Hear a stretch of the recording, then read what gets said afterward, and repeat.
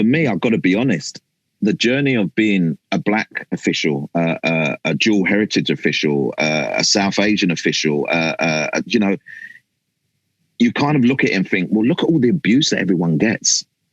Why would I want to tamper that by introducing myself into that, the middle, the position of authority, and almost get more of that based on the color of my skin? Do I look around and think that I'd get the support systems that I should get? And then the thing about the blockage, if we cannot address the blockage in this day and age, then we're never going to see the progression of you know, officials from underrepresented groups come through the system. We're lauding Sam Allison, and I actually think, why are we lauding him? What? Because we've got one through the system. Happy days. But why are we lauding that? We should fundamentally look back and think, what is the problem? What is the process that is denying the officials the opportunity to progress in their field, in their given field? We don't want, you know, I don't want to be disrespectful at all here, but I'm tired and fed up of the initiatives that says, right, let's go and seek more black and Asian. That is not the way to address the issue. The way to address the issue is go back to its start point and fundamentally ask inside the circle, what's the problem? Are they poor? They're not good? Can they not serve us in the right manner?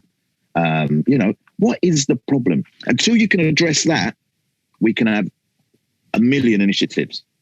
Get, I don't know, hundreds of officials through, speak to them, talk to them. And then when they get to the point where the cap's been put on, some of them will just walk away. Some of them will go, no, I'm going to fight this, but maybe they're fighting the journey alone.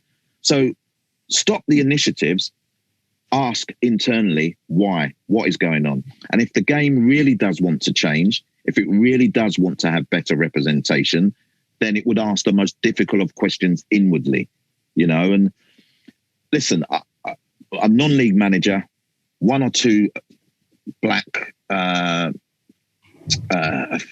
assistant linesmen, we just call them linesmen then. We didn't have the fancy terminology then. So they were linesmen. All of a sudden they become your friends. Because do you know what? They're actually, I know how difficult it is for them to do their job as much as they know how difficult it is for me to be a coach in the industry. Yeah. So we actually just became friends. Because that's what you did. You identified with people and you knew that somewhere along the line, they were going to have a tough time. So every time, you know, Dave, I won't say his last name, would come in. How you doing? How's things? You all right?